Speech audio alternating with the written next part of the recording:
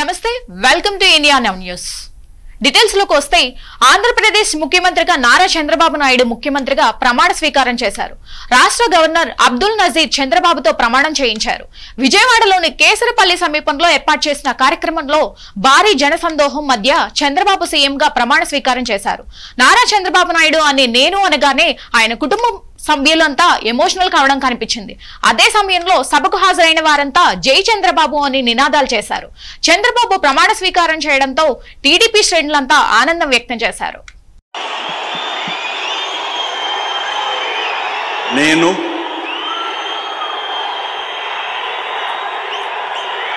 నారా చంద్రబాబు నాయుడు అనే నేను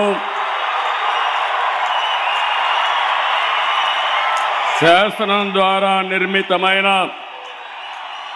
భారత రాజ్యాంగం పట్ల నిజమైన విశ్వాసం, విధేయత చూపుతానని, భారతదేశ సార్వభౌమాధికారాన్ని, సమగ్రతను కాపాడుతానని, ఆంధ్రప్రదేశ్ రాష్ట్ర ముఖ్యమంత్రిగా